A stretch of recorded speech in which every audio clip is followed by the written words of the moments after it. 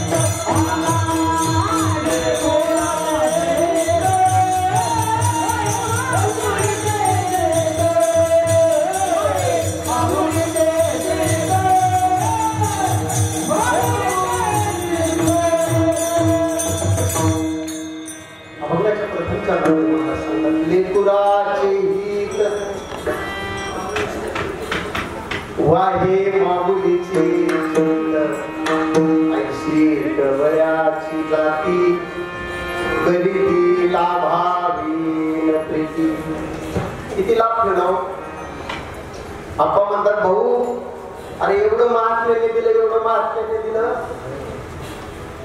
जर एक क्षण असं लागत असतं की गुरूंचे विचार त्यांच्या मुखातून बाहेर पडत नसतील तुम्ही आपण गुरुला व्यवहाराने बसतो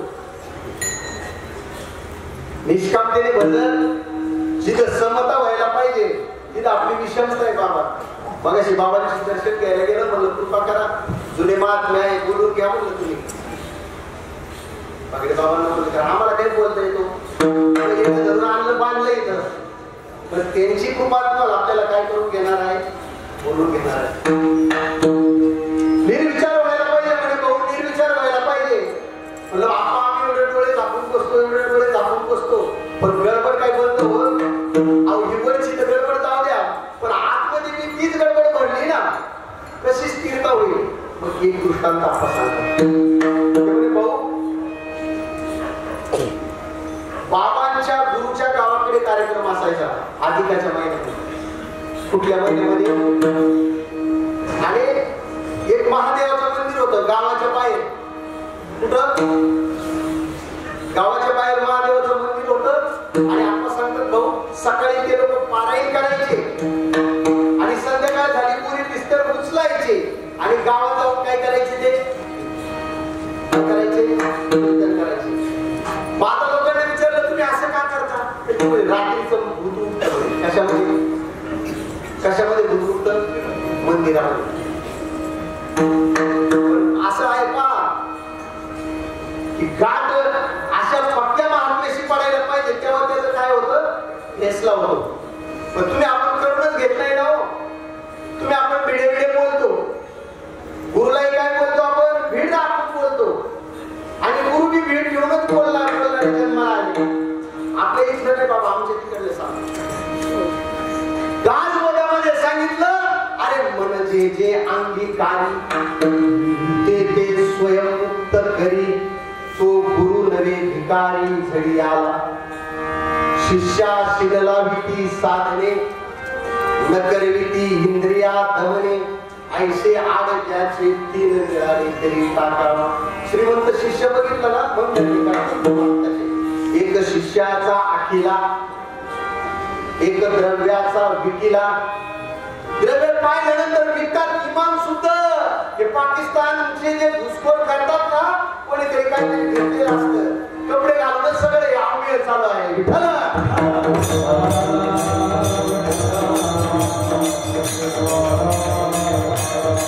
आणि मग रात्रीचं भूत उठतं म्हणे. आणि बाबा गेले, आपा म्हणले भाऊ बाबा गेले. आणि गेल्यानंतर तिथे त्या मंदिरामध्ये खरोखर आवाज यायचा, कारण की ते हेमंतपंथी मंदिर होतं. पाहिले काय होतं. बाबा मंदिरामध्ये गेले, आपण सांगतात एक घंटाभर चिंतनाला बसले, मंदिराच्या साईडने फिरले. पण मंदिराच्या बाहेर नदी होती, परिसराच्या पलीकडून आपण सांगतात नदी होती. आणि त्या नदीच्या हवेचा प्रेशर आला की त्या आतमध्ये मंदिरामध्ये जायचं. काय व्हायचं, कशामध्ये, शब्दावरती चांगलं ध्यान ठेवा, कारण महात्मे पुन्हा जन्माला येत नाही बाबा हो. अरे बाबांनी विचार केला आणि बाबांनी त्याच्यामध्ये गोळा ठोकून दिला. काय ठोकून दिला आणि काय बंद पडले बाबा. आम्हाला ते गोळे ठोकायचे नाही ना बाबा, आम्हाला काय ठोकायचे नाही. जिथून भूत उठतंय का तिथं त्याचा आम्हाला बंदोबस्त करायचा. गाठ पडली ठक ठका,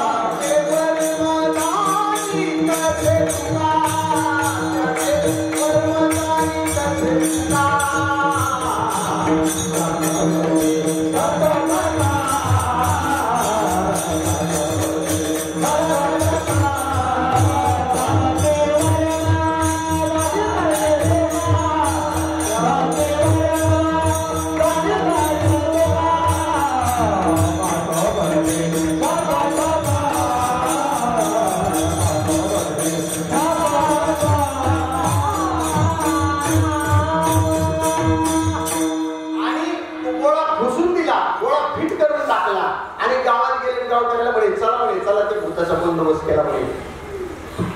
आता आपण सांगतात बाबा ते म्हणे, ते बाबा नाही ते कुठले होते म्हणे, ते कुठले म्हणे, कोकणातले म्हणे. त्यांना काय येत असेल म्हणे, काय येत असेल, विद्या येत असेल. आणि विद्या येत असेल म्हणूनच या बाबाने असं.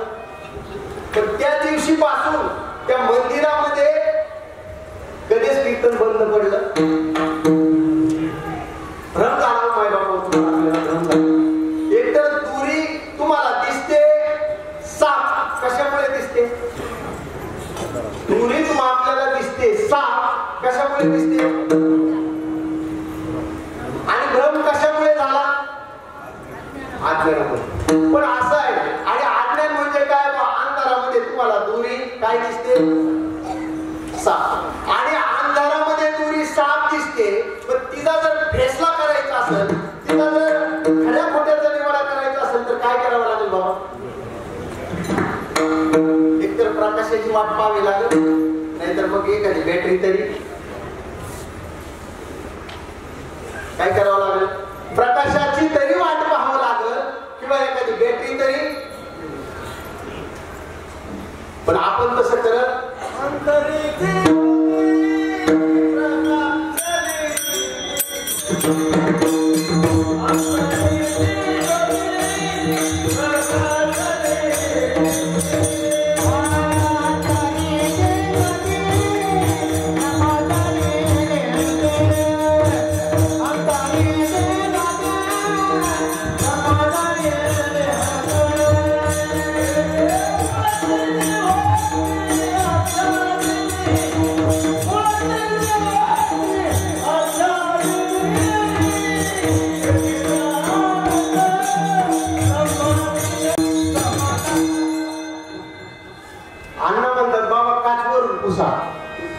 अण्णा काय म्हणतात, काच कुठून पुसा, म्हणजे तो लोकलेला प्रकाश काय होईल,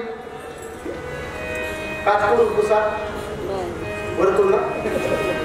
काजळी कुठे येते, मंदिरला काजळी कुठे येते, आत येते का बाहेर, आणि आपण कुठं पुसतो, बसल रे. अहो गुरु शिष्याचं एवढं बळकट नातं पाहिजे. गुरुने त्या शिष्यांसाठी जे बाबांनी काम केलं तेच आता महात्मे करतात, आणि ते विरळे आहेत बाबा. कीर्तनकारांचे गुण सांगणारे भरपूर जन्माला येतील. गुणवर्णन करणारे आपण एक दृष्टांताने सांगतात, भाऊ पंढरपूरला 4-5 मित्र चालले म्हणे, पंढरपूरला दरगाव दर मुक्काम म्हणे, दरगाव दर मुक्काम. आणि दरगाव दर मुक्काम करत करत त्यांच्याकडे कुर्डी शिदा होता, आणि कुर्डी शिदा प्रत्येक गावामध्ये ते तरी सांगितलं आम्हाला शिजवून द्या, खायचे, आणि दरगाव दर मुक्काम. पण एक रोडने जात असताना एक आजीबाई स्वयंपाक करत होती, रोडच्या कडेला घर होतं, आणि त्या आजीबाई ते स्वयंपाक करताना पाहिल्यानंतर यांनी सांगितलं, आजी आमचा एवढा भात शिजवून द्या म्हणे. अरे वा म्हणे, वारकरी तुम्ही या म्हणे, अंतरून टाकण्यामध्ये. आता वारकरी दिसल्यानंतर प्रत्येक माणूस सेवा करतात. अंतरून टाकल्यानंतर यांची झाली सुरुवात. तर पाप गेली याची खुण नाही गेले अवगुण, नाही गेले अवगुण, नाही गेले अवगुण. मग हे बसले आणि विचारलं, आजीबाई अरे वा सुंदर घर बांधलं म्हणे. भाऊ मागचे 2-3 वर्ष चांगले पीक आलं त्यामुळे घर बांधलं म्हणे, आणि घरामध्ये पण एक म्हैस बांधलेली होती, आणि ती म्हैस जाड होती, पण या आजीबाईची चौकट कशी होती, छोटी होती. एकाने विचारलं, आजीबाई ही म्हैस कधी घेतली, तर त्यांनी सांगितली हिला बरेच दिवस झाले भाऊ, हिला चारा पाणी जागेवर टाकतात. मग ही घरात आणली कशी म्हणे. भाऊ घराचं काम चालू होतं तेव्हा काय केलं मी, म्हैस आणून बांधली आणि खूप चौकट बसवली. म्हणजे आमच्या घरी चांगलं असल्यामुळे आम्ही हिला काय देतो, जागेवरती चारा पाणी. मग आजी तसं म्हणल्यानंतर यांनी गप्प बसावला. तर दुसरा म्हणतो, मेल्यावरती काढायची कशी, कोणाला. आता ज्याचं खायचं त्याच्यावरतीच काय करतो. कुत्र्याचा स्वभाव असतो पहा, कुत्र्याचे 2 प्रकारचे कुत्रे असतात, 2 प्रकारचे. एक एवढी इमानदारी दाखवतात प्रदर्शनात येण्यासाठी. 2 प्रकार कुत्र्याचे. एक कुत्रा असा असतो प्रदर्शनासाठी येण्यासाठी एवढी इमानदारी, एवढी असं दाखवतो तो गुरुचाच आहे, हा प्राणच सोडणार गुरुसाठी. आणि एक जो असतो त्याचा मालकावरती पूर्ण विश्वास असतो. तो म्हणतो ह्या नावा स्पर्धेमध्ये निघल्या आणि कुबेराला धडधूक मारण्यापेक्षा आपल्या विरुद्ध दिशेने गेलेलं. तर माशीची आवडत कुठल्या दिशेने जाते, कुठल्या, सगळे चालले त्या दिशेने का विरुद्ध दिशेने जाते. जिथं कोणी जात नाही, जिथं कोणी पोहोचत नाही, तिथं गुरुचं कार्य नेऊन तुम्ही आपण ते कार्य नको करायला. पण जिथं सगळी गर्दी असते ना, तिथं तुम्हाला आपल्याला काय होतं, गर्दीमध्ये बाबा काय होतं, दिसतं ना. आता पुण्यामध्ये दिसणार नाही तुम्हाला उद्या कुठं, पण किती दिवस विषयाचे समसुख, आबराची सावली, ज्ञानदेव म्हणे पाहता पाहिले, स्वप्नीचे चैले जाईल लया. बाबा सांगत होते, उठा जागे वारे,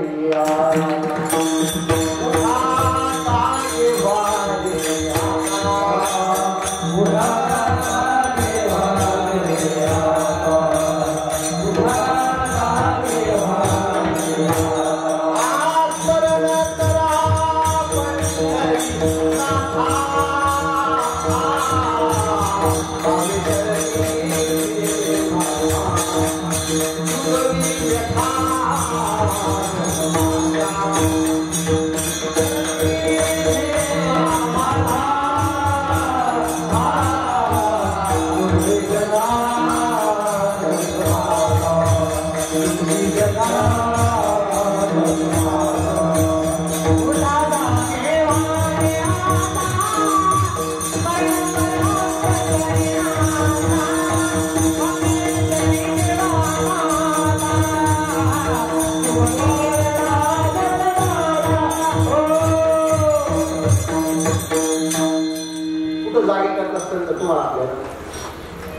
आता सगळे बसलेले जागे आहेत, झोपलेले आहेत.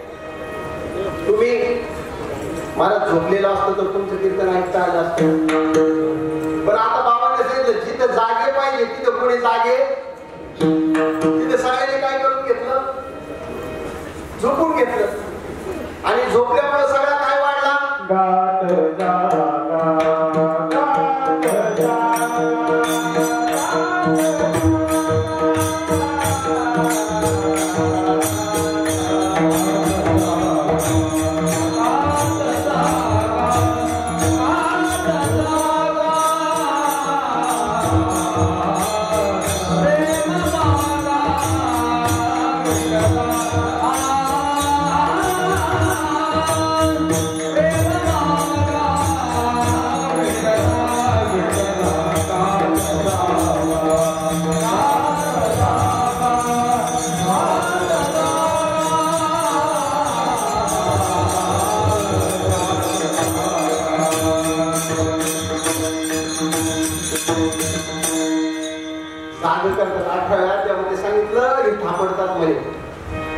पण बाप तर जागे राहतात ना.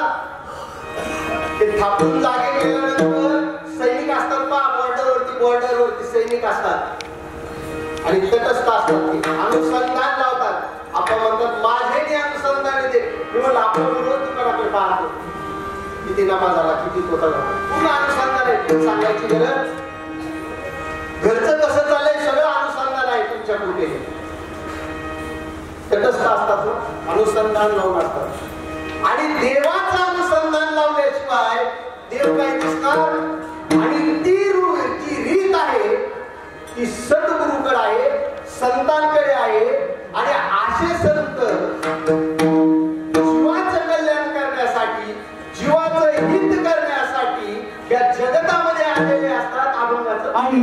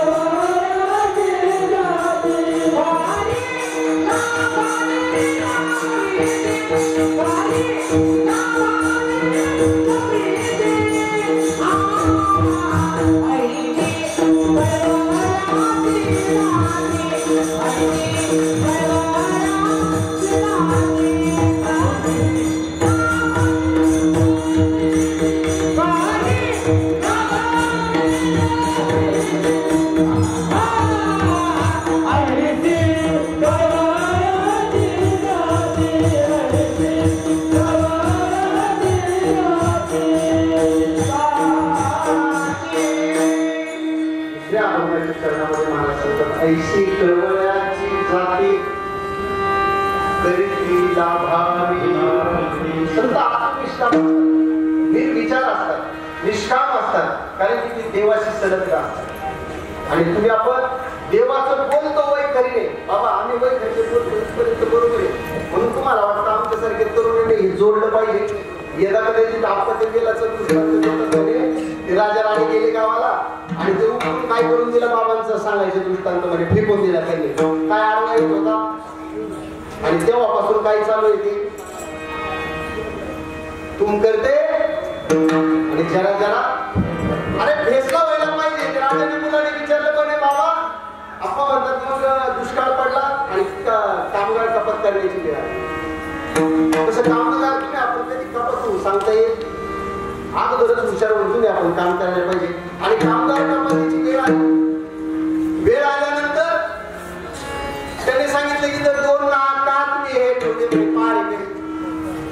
काय कारण आहे तर ते दुसऱ्या जो त्याच्या अगोदर जो होता त्याला विचारलं. ते म्हणे मला माहित नाही पण याच्या अगोदर जो होता म्हणजे जुन्याला काम महत्व द्यायचं. कारण गावाला गावपूस असतात ना पुढं खाचे खळगे असतात. ते कोणाला माहित असतं.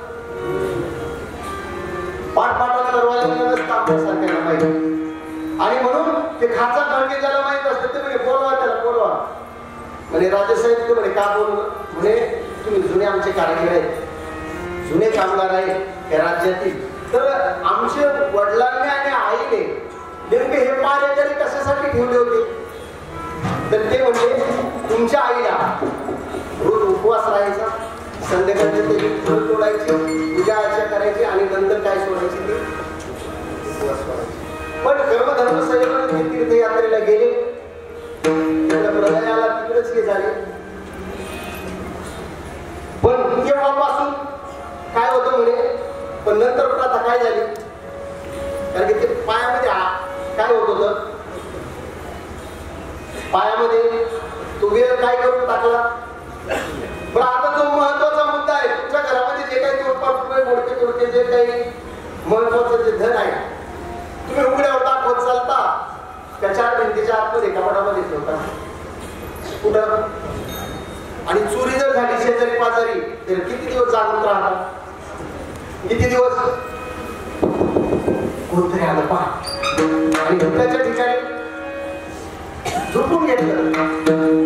त्याच्या ठिकाणी काय करून घेतलं तुम्ही? आपण एवढं भाग्यवंत माणसं आहेत तुम्ही, एवढे महान तुम्ही, आपण परंपरेमध्ये जन्माला आलेली माणसं आहेत. खरं तर प्रबोध बोध गरजेचा आहे, बोध गरजेचा आहे, बोधाची साधना ही गरजेची आहे, प्रबोध गरजेचा आहे. पण प्रबोधानंतर आपण नेहमी सांगतो जीव ब्रह्माचा ऐक्याचा परमार्थ आहे. तुमचा जीव ब्रह्माच्या ऐक्याचा परमार्थ आहे, जीव ब्रह्माचा ऐक्याचा परमार्थ आहे. आणि क्रांती आहे, धर्माचं कार्य म्हणजे क्रांती. आणि कासव काय करतं बा, आपली इंद्रिय नेहमी काय करतं, काही लोकांनी काय करतं ते कासव आत आणि पुन्हा काय करतं.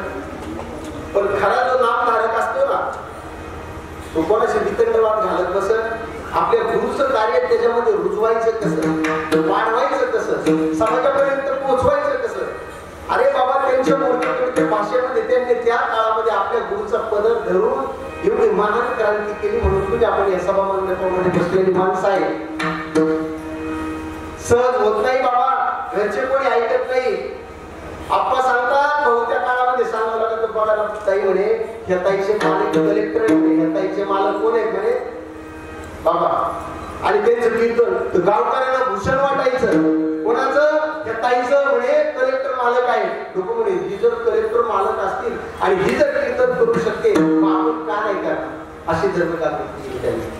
पण एक गोष्ट आहे, एक गावामध्ये काय झाले, कुटुंब होतं आणि बापाला मित्रमळ असायचे, बापाला मित्रमळ असायचे. ते म्हणे बाळा माझ्या डोळ्यातच काहीतरी काम केले म्हणे, गेल्यानंतर तर सगळेच करतात म्हणे, पण हयातीमध्ये ते कर म्हणे, म्हणजे काहीतरी तुमच्या आपल्या कुटुंबाला आधार होईल. पण हा काय बाळाच्या डोक्यामध्ये गोविंदा बाळाच्या.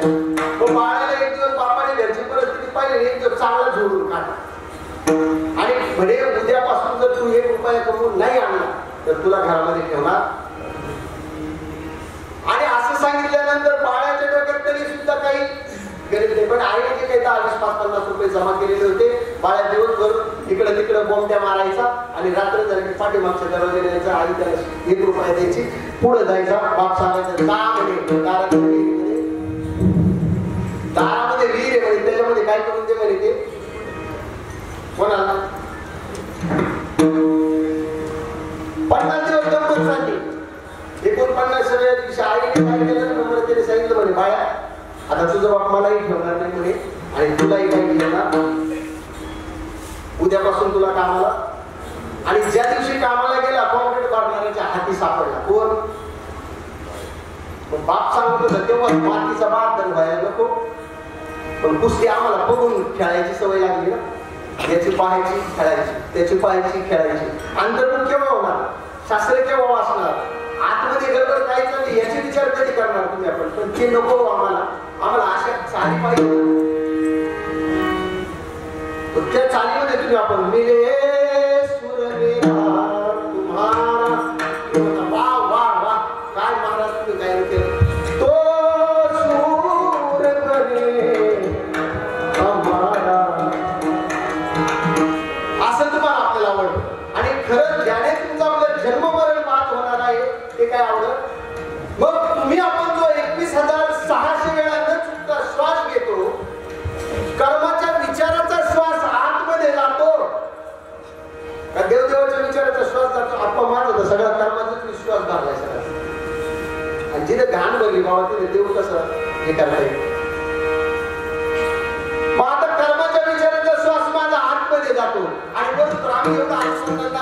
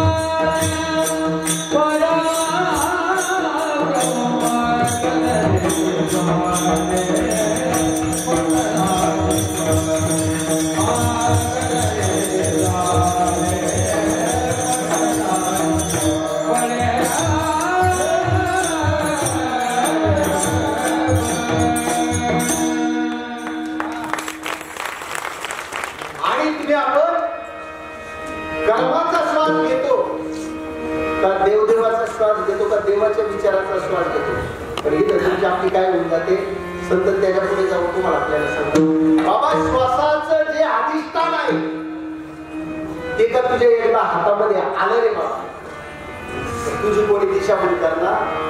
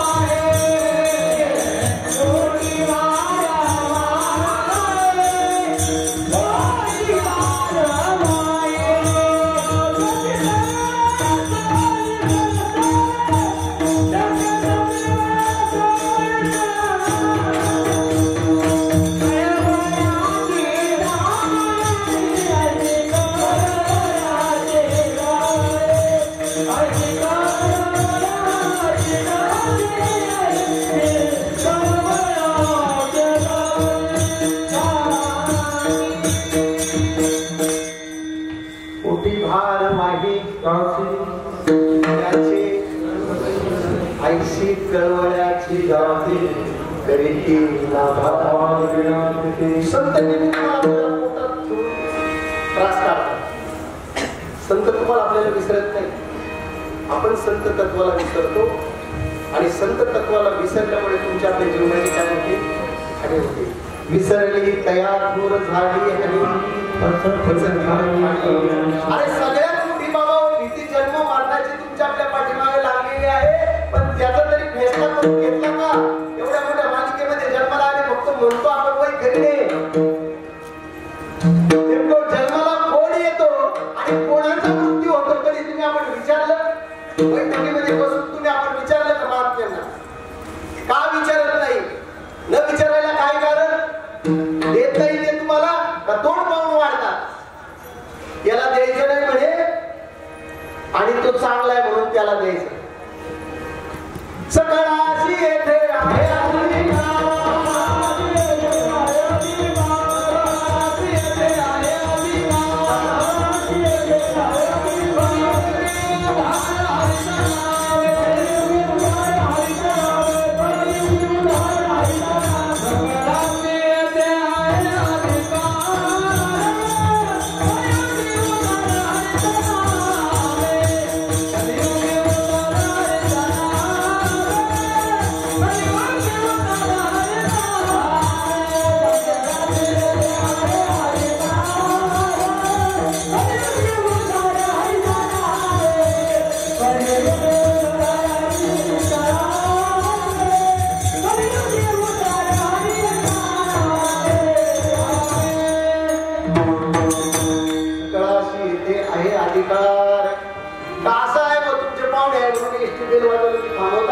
आणि बाकीचे दुसरे पाहुणे नाही म्हणून त्यांच्यासाठी इष्टी थांबवत नाही असं आहे का?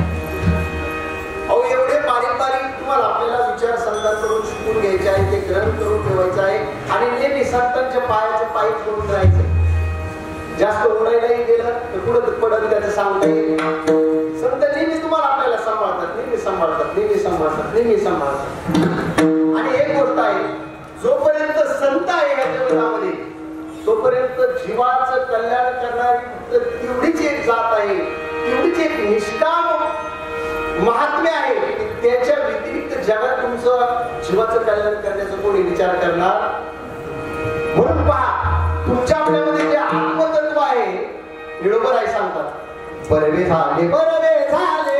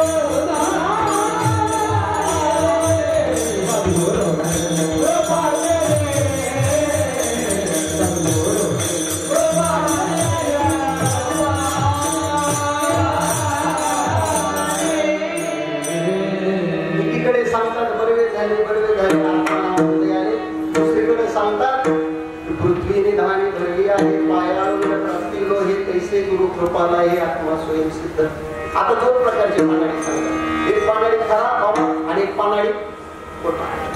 एक पानाडी खरा आणि एक पानाडी अनुभवी आणि एक पानाडी बिगर अनुभवी. आता पानाडी आला, एक सांगितलं 200 फुटावरती बोर घ्या, बोरची गाडी बोलवली, पाणी निघलं. पण दुसऱ्याने बोर घेतली, गाडी बोलवली, पानाडी बोलवला आणि म्हणे थांबा आता मला गाडी बोलवतो डबल केली. आणि अशी काही पानाडीची कोणी चौकशी करत आणि त्याला घट्ट कोणी थांबवून ठेवत आणि ते पानाडी तोपर्यंत काय काढून देतात, पळ काढतात, पळ. तर ते जातीवंत पानाडी नसतात, टेम्पररी असतात, वरून सांगतात. पण ज्यांना अनुभूती आलेली आहे, ज्यांना माहितीच आहे याच्यात पाणीच आहे, ते पानाडी थांबून घेतात. ते म्हणजे भाऊ निवांत तुझी गाडी काही गडबड करू. आल्यानंतर सांगितलं एवढं फुटावरती गाडी बोर पाणी लागलं. आता सांगा, पानाड्याने सांगितलं पाणी एवढ्या फुटावरती आहे बाबा, पानाड्याने घरून जायला भरून आणले का पाणी तिथंच होतं? कुठं होतं? भरून आणली का? अरे पण पाण्याने हैयाचा अभ्यास तर करायला पाहिजे बाबा. तुका म्हणे येथे अभ्यास प्रमाण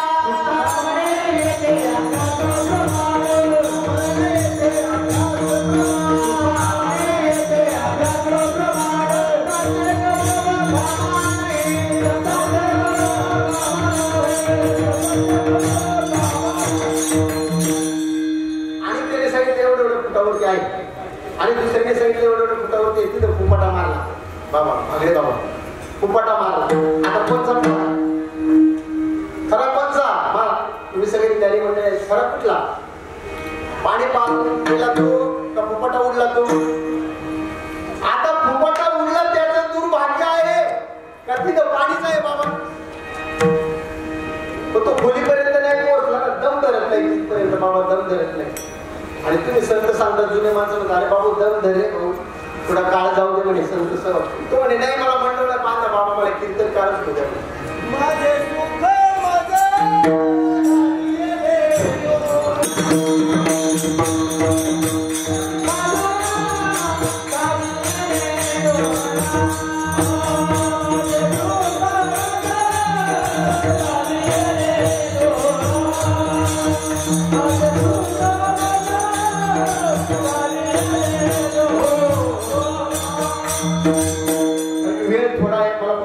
काय होणार? तुम्ही जी संधी दिली मग त्याचं जर संधी जे काही दोन शब्द मांडायचे ते वेळ निघून गेली बाबा याच्यामध्ये, तर मग त्याने सांगितलं फुपाटा मारला तर ते म्हणे खोल घे. आणि खोल घेतल्यानंतर खाली काय लागलं? पाणी लागलं. आता इथपर्यंत बरोबर आहे, पाण्याची गरज नाही जमिनीमध्ये पाणी. तो एक अवलटपणाच आहे. आता रीतच समजली नाही तर कसं त्याला पाहता येईल ते? आपण म्हणतो बहुतेक देवाला रूपी नाही, नाव की नाही, रंग नाही, साधं पण कोणी काय विचार? रंग नाही, रूप नाही, निर्विकार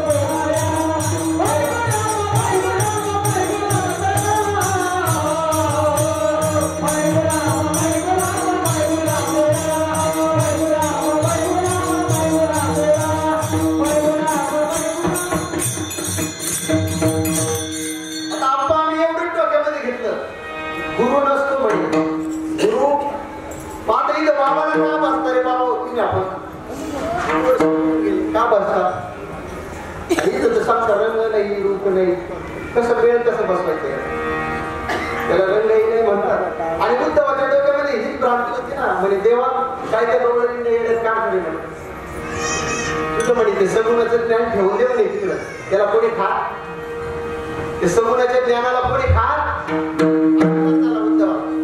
आणि अहंकार झाल्यामुळे उद्धवाला वाटलं याची कुठंतरी जिरवावं, भगवंताला वाटलं याची कुठंतरी जिरवावं. पण जुने माणसं काय करतात आमच्यासारख्या नवीनांची थोडीशी पाठवून काम केली नेमकं काय कुठे आमचा अतिष्ठान कुठे याच्यापासून लगेच आम्ही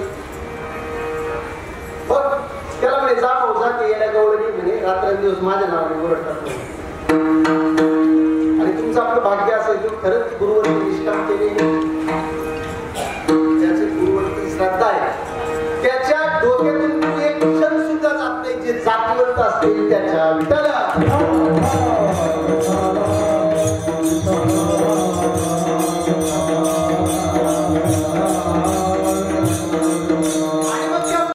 संपून जाईल कारण हे मृगजळ आहे बाबा तुला फसवतंय. सीता माताला कोणी फसवलं? कोणाच्या अवतारामध्ये येऊन फसवलं? अरे असे बात राणे म्हणून हे टिकलंय आप्पा मागाशी बोलून गेले बाबा इथं जर नाही टिकून ठेवलं तर इथं सुद्धा कायम होती म्हणे. सांकेतिक भाषा असते, संतांची सांकेतिक भाषा असते, कळत नाही.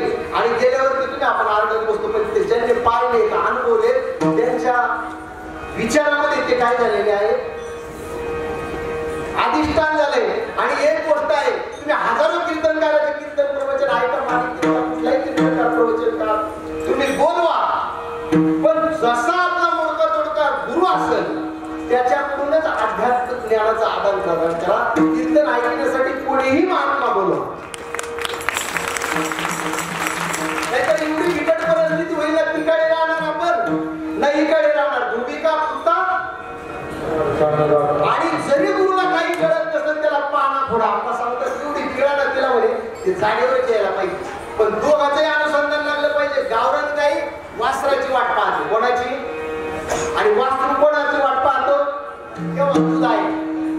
त्या दोन्हीच्या याच्यामध्ये काय आहे, विठ्ठल.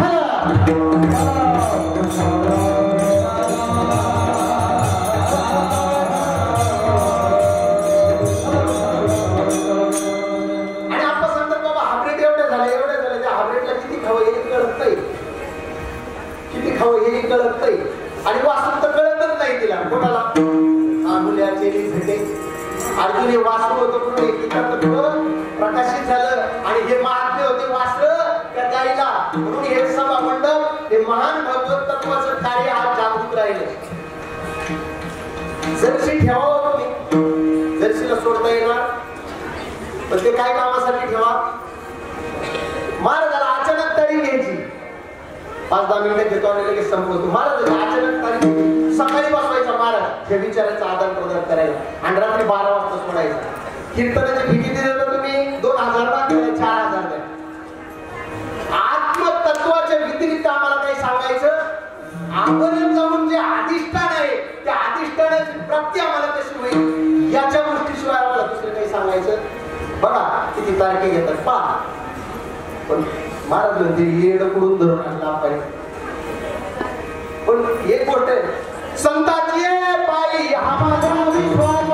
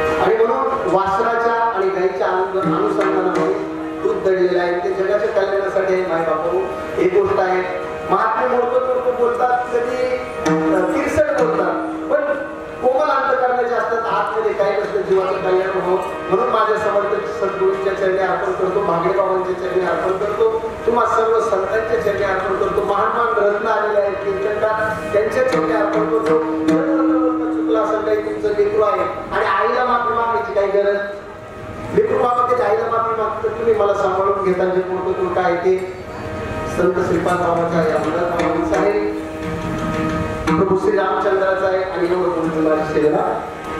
आणि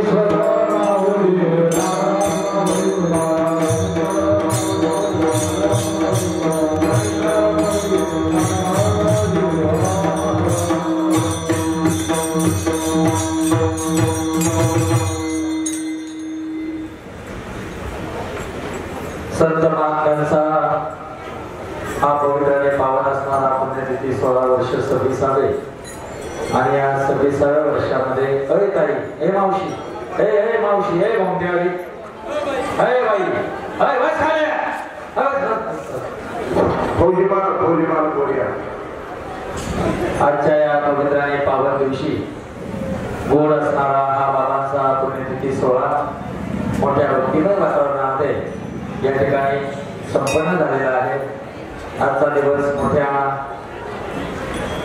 पवित्र अंतःकरणाने आपण आपल्या डोळ्यामध्ये साठवलेला आहे आणि या पवित्र दिवसाला पवित्र बनवण्याकरता ज्या महान महात्म्यांचे हातभार लागले त्यामध्ये आत्ताच कीर्तनाची सेवा या ठिकाणी पार पडलेले आहे आमच्या हरिभक्तीपरायण महापुरे महाराज अहमदनगर बाबांचे लाडके शिष्य आणि सद्गुरू गड्याप्पा यांनी शिकवण दिलेल्या रस्त्यानं चालत असताना कोठी या क्षेत्रामध्ये सेवा देण्याचा योग प्रारब्ध प्रमाणे त्यांच्याकडे आलेला आहे.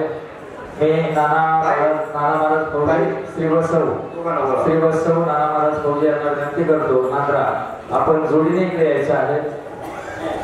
आणि असा हा गोड कीर्तन सेवेचा सोहळा या ठिकाणी संपन्न झाला. आजचा महाप्रसाद जो आता आपण थोड्या वेळापूर्वी घेतला, पोटामध्ये साठवला, गोड असणारा हा जो प्रसाद आहे तो प्रसाद आपल्या या पवित्र आणि पावन असणाऱ्या महात्म्यांच्या कृपा आशीर्वादावर निश्चित प्रेम करणारे बाबांचे लाडके साधक हरिभक्तीपरायण नाना पाटील फौजी माजी नांद्रा आणि त्यांनी या ठिकाणचं अन्नदान जे आहे ते अन्नदान आता सायंकाळचं दिलेलं होतं. 75,000 रुपये त्यांनी या ठिकाणी चेक आणून दिला आणि काय तुम्हाला जेव घालायचं तेवढं जेव घाला, परंतु माझी एक पवित्र आणि पावन असणारी मनातली इच्छा पूर्ण होऊ दे. दोघांचाही अंतःकरण कळकळीने या ठिकाणी विनंती केली आणि या ठिकाणचा महाप्रसाद त्यांनी भक्तिभावाने दिला. भरपूर लोकांनी तो ग्रहण केला. तसेच जे मंदिर बांधकाम या ठिकाणी जे बांधकाम चालू आहे मागे, त्या बांधकामासाठी देखील त्यांनी 1,25,000 रुपये या ठिकाणी दिलेले आहेत. अतिशय मोठं दातृत्व या परिवाराचं आहे आणि म्हणून श्रीमंत सच्चिदानंद श्रीपाद महाराज ट्रस्ट कोठी कायम आपल्या ऋणात राहील. अशी सेवा घडावी याकरता सद्गुरू परमात्मा तुम्हाला शक्ती देवो, बळ देवो आणि सेवा करत करत जीवन तुमचं आनंदमय जावं अशी सद्गुरूंच्या चरणी प्रार्थना करतो. हे बघा, आज महाप्रसाद मोठ्या भक्तिभावाने आपण घेतला आणि त्या ठिकाणी जवळजवळ 450 ते 500 ताटं माणसाने तसंच अन्न त्या ठिकाणी टाकून दिलं, धुतले नाही आणि न धुताच ते निघून गेले आहेत. तुम्ही नाही, तुम्ही सोन्याहून पिवळे आहात. मी 3 दिवसापासून ज्या सूचना दिल्या त्या तुम्ही पाळलेल्या आहेत. ताटं तुम्ही सर्वांनी धुतले, फक्त एक कळून आलं की ताटं न धुणारे जे होते ते साधक नव्हते, ते बाहेरून आले होते, त्यांना माहितीच नव्हतं ताटं धुवायचे की नाही धुवायचे आणि म्हणून ते तिकडून आले, जेवले, तिकडं परत निघून गेले. कारण तो रस्ता मी चेक केला येत बरोबर ना, त्यामुळे ती ताटं धुवायची राहिली. असो, परंतु त्यांचीही ताटं धुण्याचा दुर्मिळ सेवेचा योग तो आपल्याला येतोय म्हणजे हे आपलं भाग्य आहे. आणि म्हणून या ठिकाणी अजूनही थोडे ताटं राहिलेले आहेत. ते ताटं धुण्याकरता ज्यांना कोणाला वाटलं आपण जाऊन मला ताटं धुवावं तर त्यांनी ते धुवावे अशी मी तुम्हाला विनंती करतो. आणि नाना पाटील आले का जोडीने? हा, तुम्हा दोघांनाही विनंती करतो, आपण आजचे जे महाराज आहेत त्या महाराजांचा या ठिकाणी सन्मान करावा, महापुरे महाराजांचा सन्मान करावा. महापुरे महाराज महापूर्गेला काय करू पूर्गेला काय बसलो महापुरे या ठिकाणी हरिभक्ती मावशी काय करावं तुम्हाला, नेमका प्रॉब्लेम काय, जागेत काही फॉल्ट आहे खाली खाली काहीतरी 2 मिनिटं पहिले नाव कीर्तन 11:30 पर्यंत चालणार होतं. त्यांनी बरोबर ते 11च्या आत आपल्याला मुंबईत गेलं तरी पण तुमचं सर्वाई मला टाकायचं, सर्वांनी करू झोपायला म्हणतात तिथं निर्णय गेले. त्यात थोडी 4 जणी 8 जणी आल्या तुम्हाला जागा मिळून का हे चालू तुमचं प्रपंच कशासाठी. इथे आपण महात्म्याच्या सानिध्यात आहोत, महात्म्याच्याच बाबतीत आनंद घ्या. काय फरक पडतो, तुम्ही मरणार नाही, मेले तरी ना काय आनंद आहे, सारी वाटला तुम्हाला. असो, या ठिकाणी श्रीमंत सच्चिदानंद श्रीपाद महाराज ट्रस्ट कोठी या परिवाराच्या कायम ऋणात राहील. खरोखर मी तुम्हाला धन्यवाद देतो आणि आमचे अध्यक्ष आणि उपाध्यक्ष या दोघांना विनंती करतो, आपण नाना फौजी यांचा सपत्नीक या ठिकाणी सन्मान करावा. चला, तसेच सत्कारासाठी लागणाऱ्या ज्या शाली आहेत काय करावं तेव्हा परत कुठले तुम्हाला काय बोलावं काय नाही कसं बोलावं तेच कळत नाही. असं तुम्हाला उठायचं येतं काय असं नको व्हायला. जे लवकर उठतील ना ते सकाळी उठणारच नाही, असं जर नियम आला तर कसं व्हायचं.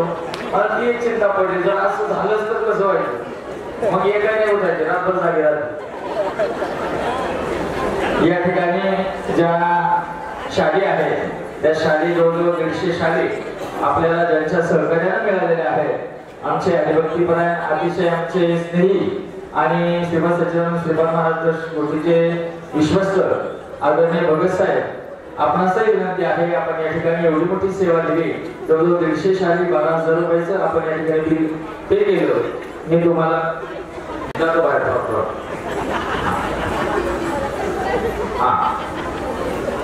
बिल पे केलं. आपणास विनंती आहे, आपण या ठिकाणी ट्रस्टच्या वतीने आपला सन्मान स्वीकारावा. मी गुरुवर्य बाबूराव दादा आणि बिराजी अप्पांना विनंती करतो, आपण साहेबांचा या ठिकाणी सन्मान करावा. चला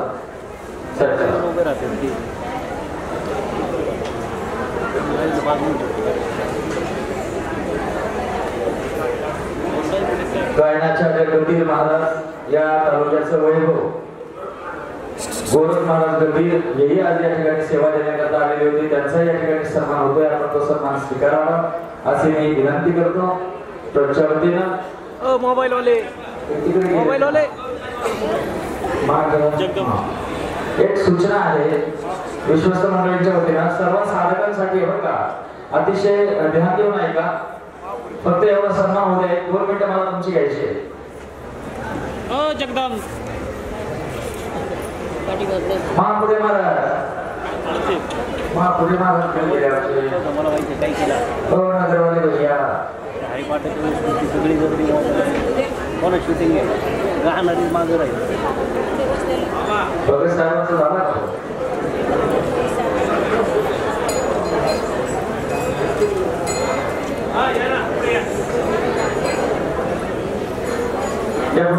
मला बोलायचं अप्पा तुमचे चरणवंदन दोघांचे चरणवंदन मी बोलतोय.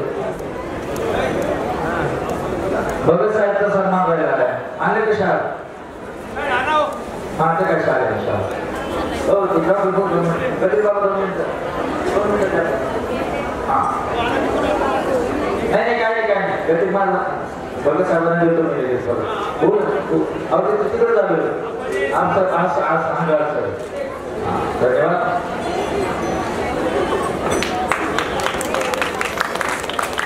सर्व सरकार मूर्तीचा सन्मान या ठिकाणी संपन्न झालेला आहे. संत महात्म्यांचा पुण्यतिथी गती महाराजांचा संत महात्म्यांचा पुण्यतिथी सोहळा उद्या करू नका.